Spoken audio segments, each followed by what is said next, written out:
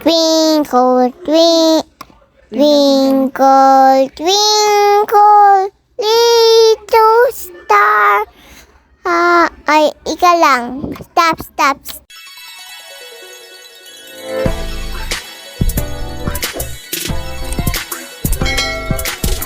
Okay, let's start with the shoulder strap. We need 2 pieces of 2 inches wide and 9 inches long. Fold it lengthwise, then sew, turn it inside out, and then top stitch on both sides.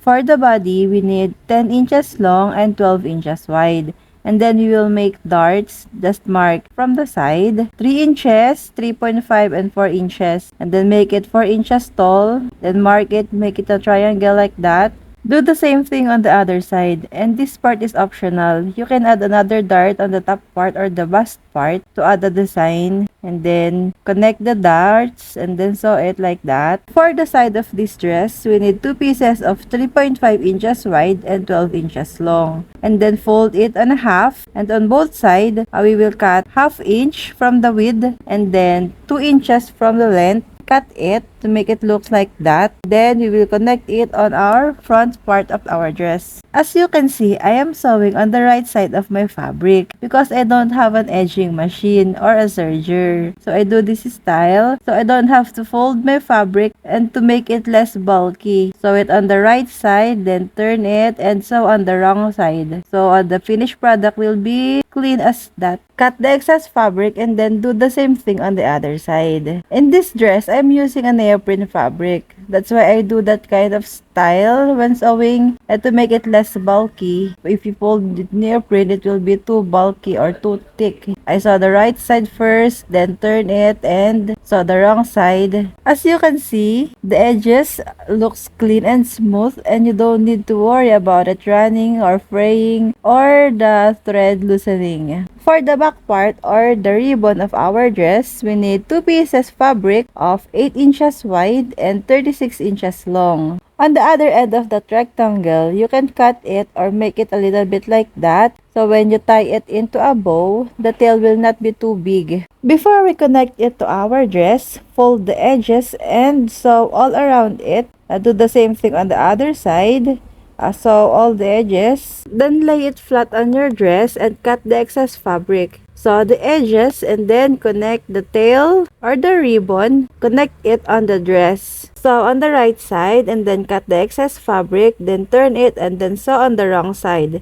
Then top stitch. If you have an edging machine or serger, zigzag or anything like that, you don't need to do that kind of style of sewing. I only do that because my sewing machine can only do a straight line stitch. Okay, the next one is we will attach the strap or the shoulder strap of our dress. First, fold the edges or the top of your dress. Fold it and then sew it to make it clear like that. And then you will attach it. And then find the center of your dress. And from the center, mark 2.5 to the left and another 2.5 to the right.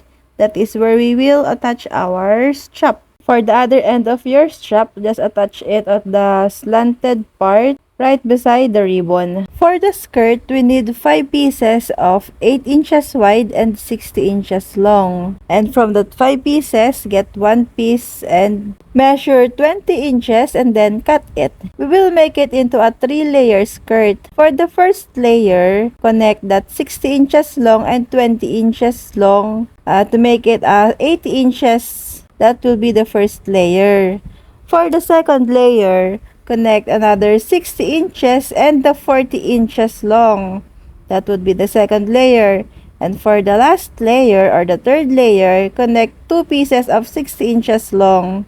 Then change your foot into a shearing foot. For the first layer, shear only 50 inches and leave that 30 inches for later. For the second layer, shear all around it, one side only, and for the third layer, shear all around it also. Make sure that you only shear one side of it and then switch back to the regular foot. And this time for the first layer, we will now stitch that remaining 30 inches. Fold at least ½ inch before sewing and then make sure to leave an opening So we can attach that elastic. The elastic would be at least 4 inches long. Then make sure to lock the both end of elastic to make sure that it is locked and secured. Then we will attach the upper part of our dress to the part where we shear. And then top stitch. For the second layer, we will attach the part where we shear to the first layer. And then top stitch again. For the third layer, the part where we shear is where we will attach to the second layer. And then top stitch. And for the bottom part, just fold at least ½ inch for the edges. And then sew all around it to make the edges smooth and clean. Then cut all the excess thread and there you have it. Loves me, yes I know. For the Bible tell me so. Yes, Jesus loves me. Yes, Jesus loves me. Yes, Jesus loves me. The Bible tell me so. Gold twinkle, little star. Thank you for watching. God bless. Don't forget to follow.